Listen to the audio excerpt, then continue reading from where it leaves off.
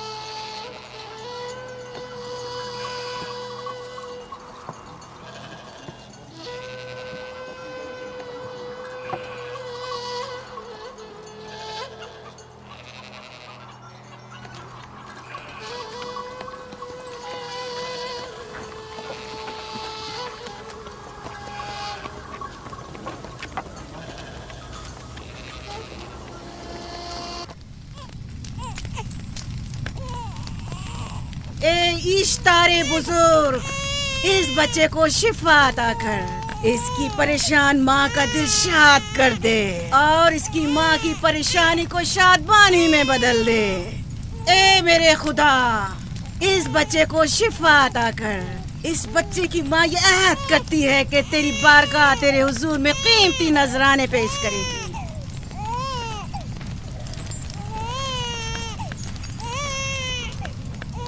मैंने इश्तारे अजीम से तुम्हारे बच्चे की जिंदगी की दुआ की है, उसने मेरी दुआ सुन ली। जाओ और अपने बच्चे की इस तरह तरबियत करो कि वह बड़ा होकर इश्तार का पैरोकार बने। आपकी और इश्तारे अजीम की बहुत बहुत मेहरबानी। इश्तारे मेहरबान पे दुरूद सलाम हो। आपकी बहुत बहुत मेहरबानी। मेरा बच्चा मौत के दहाने पर था, आपने उसे नई जिंदगी बख्शी। इश्तारे अजीम बुजुर्ग, इश्तर को सलामत रखे, इश्तर की हिफाजत फरमाए।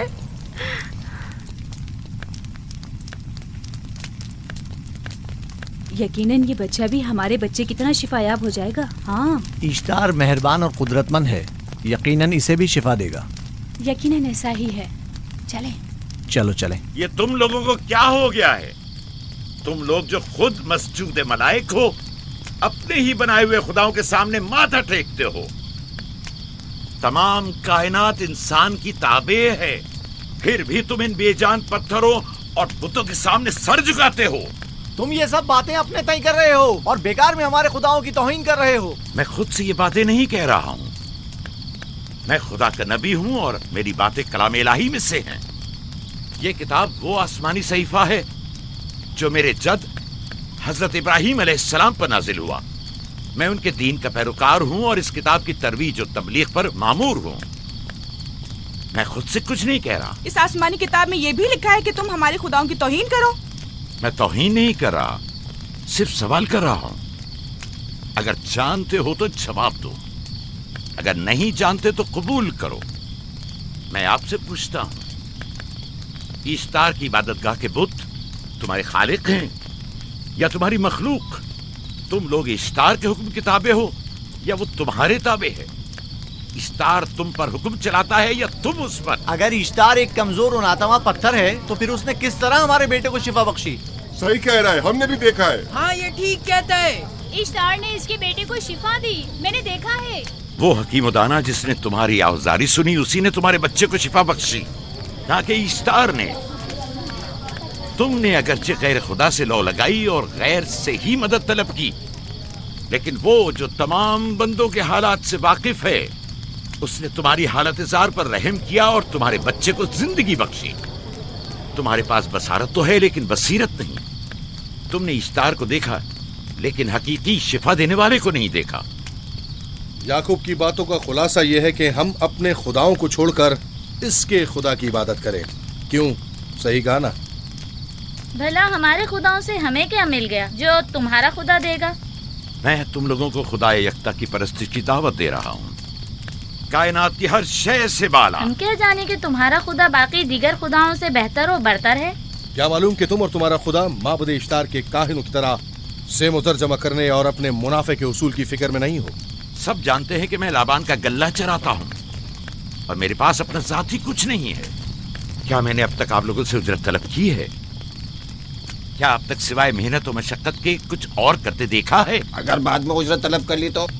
अब तक तुम्हारे पास ताकत नहीं थी, वरना तुम भी काहिनों से कुछ कम नहीं होते।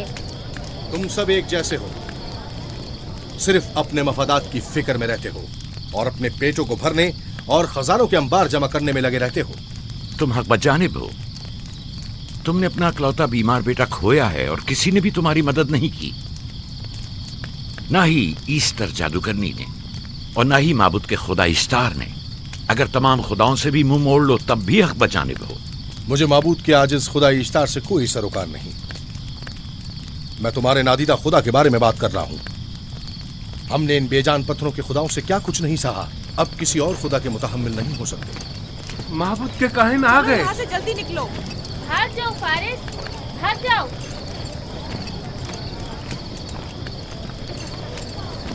उस तरफ।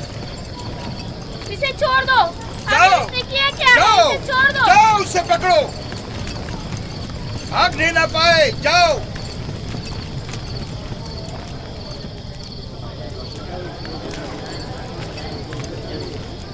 अगर हाकिम लाबान के दामाद ना होते तो तुम्हारे साथ वो करता कि। मुझे तुमसे और काहिनों से कोई खौफ नहीं। जाओ यहाँ से और मजीद याकूब की कुफर आमेज बातों पर कान मत धरो। क्या दिखाई नहीं दे रहा कि याकूब की कुफर आमेज बातों की वजह से फदान को कहत का सामना है? चलो पहले यहाँ से चलो, गजब नाजिल हो जाए। चलो चलो चलो यहाँ से जल्दी चले। चलो यहाँ से। चले। चलो जाओ। चलो चलो यहाँ से जल्दी करो। आ जाओ तुम भी आ जाओ। चलो भाई तुम भी यहाँ से चलो, जल्दी करो।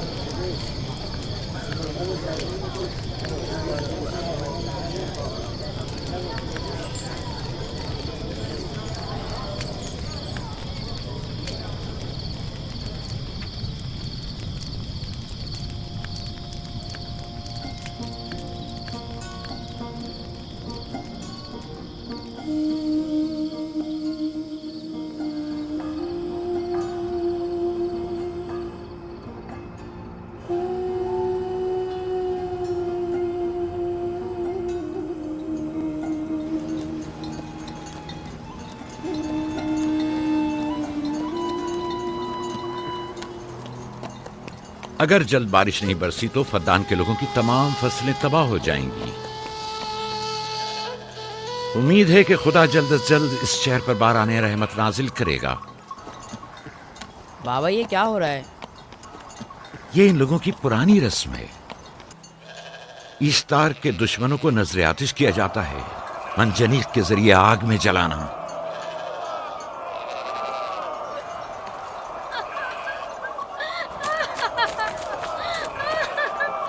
हम पर रहम करो, इसका गुनाह क्या है?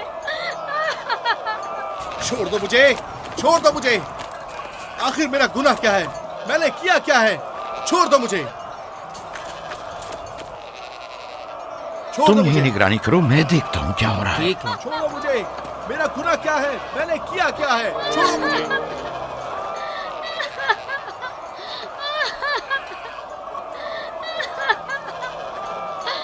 हम पर रहम करो।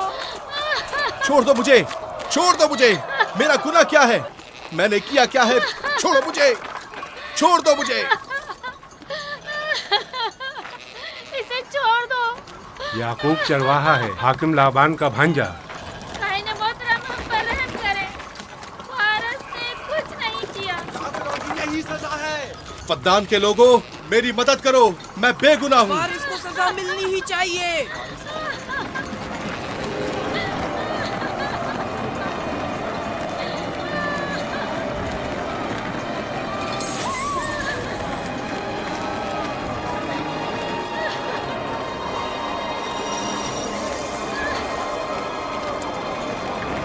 छोड़ दो मुझे। आखिर मेरा गुनाह क्या है? मैंने अपने हक का दिफा किया है। फद्दान के लोगों मुझ पर रहम करो। मुजरिम फारस ईश्तार का दुश्मन है। इसने पत्थर से ईश्तार पर हमला किया और इसे बेकार और फजूल कहकर पुकारा है। फद्दान के कदीमी रसूमात के मुताबिक जो कोई भी अजीम ईश्तार की इहानत का मुर्तकिब होता है उसे मंजनीक के जरिए नजर आतिश किया जाता है। मैं बेगुनाह हूँ, मेरी मदद करो। काहिर आज़म, मैं बेगुनाह हूँ, मैं बेगुनाह हूँ, मेरी मदद करो। फद्दान के लोगों, मेरी मदद करो, मुझ पर रहम करो, मैं बेगुनाह हूँ। मैं फद्दान के लोगों, मैं फद्दान वालों, मुझ पर रहम करो, मैं बेगुनाह हूँ। मैंने कोई गुनाह नहीं किया, रहम करो, छोड़ दो मुझे। मैं बेकसूर हूँ, मुझ पर तरस खाओ, मुझ पर रहम करो। मैं फद्दान के लोगों, मेरा गुनाह क्या है? मेरी खता क्या है? मैं बेगुनाह हूँ, बेगुनाह हूँ मैं फद्दान के लोगों, मेरा गुनाह क्या है? मेरी खता क्या है? मैं फद्दान के लोगों, मेरा गुनाह क्या है?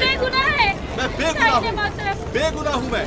फुजूल में मत चिल्लाओ, या तो तुम अपना खून बहा अदा करो, आग में जलने के लिए तैयार हो जाओ। कुछ नहीं किया, इस पर रहम करें, इस पर रहम करें, इसने कुछ नहीं किया, इस पर रहम करें।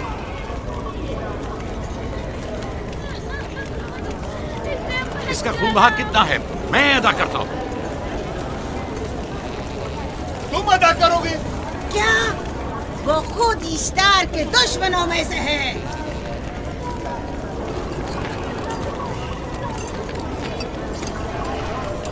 तुम तो खुद ईश्तार के दुश्मनों में से। पहले अपना तो खून बहा अदा करो। फिर मुझे क्यों नहीं गिरफ्तार करते? मंजनीक के जरिए नजर आतिश होना तो मुझे अजदाद से विरसे में मिला है। मेरे दादा इब्राहिम भी एक बार नमरूद के हुक्म से आग में फेंके गए थे। तुम अगर अब तक गिरफ्तार नहीं हुए तो वो भी हाकिम की वजह से, क्योंकि तुम उसके भांजे भी और दामाद भी। यानी हाकिम और हुकूमत से मंसूब अफराद तुम्हारे खुदाओं की तौहीन भी कर दें तो भी लायक सजा नहीं। इसे गिरफ्तार करो और इसके दादा की तरह इसे भी आग में डाल दो।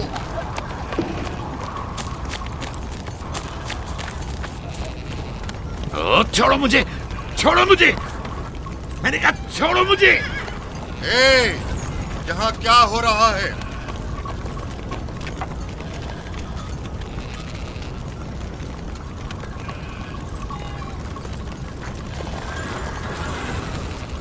उसे छोड़ दो और इस मुल्जिम को भी छोड़ दो। फारस को सजा मिलनी चाहिए। जब याकूब उसका खून बहा अदा कर रहा है तो तुम लोगों को हक नहीं कि उसे सजा दो।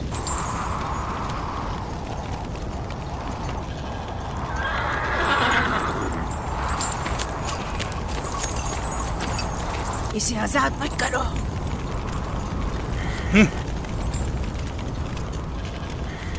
याकूब, तुम्हें 500 दीनार फारस का खून बहा अदा करना होगा।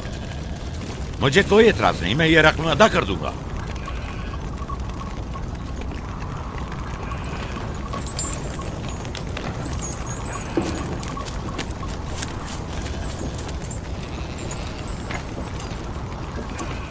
खुदा मेरे अजीज मामू को सलामत रखे। आखिर में कब तक तुम्हारी हिफाजत करूं कि तुम पर कोई मुसीबत ना आए?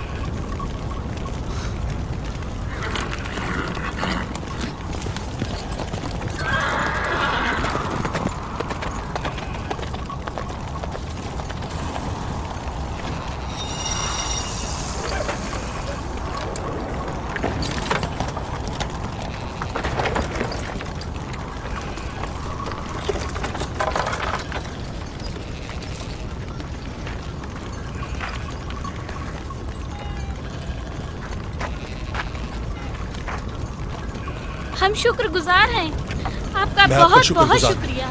ये क्या कर रहे हो? मैं आपका शुक्रगुजार हूँ। जब तक मैं खून बहा अदा नहीं कर देता आपके लिए काम करूंगा, आपका बेदाम गुलाम बनकर रहूंगा।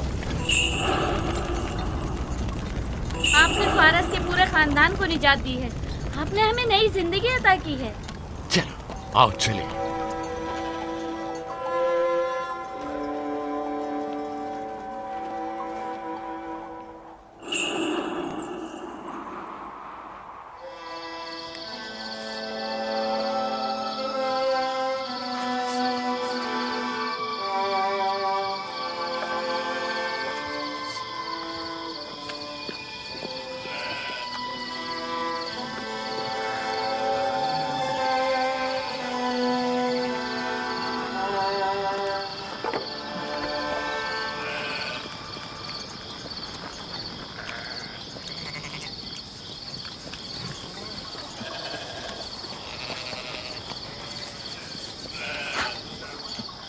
अच्छा आदमी है, बेचारा हमेशा काम में जुटा रहता है। साल से इश्तार, फद्दान और बाबुल के लोगों की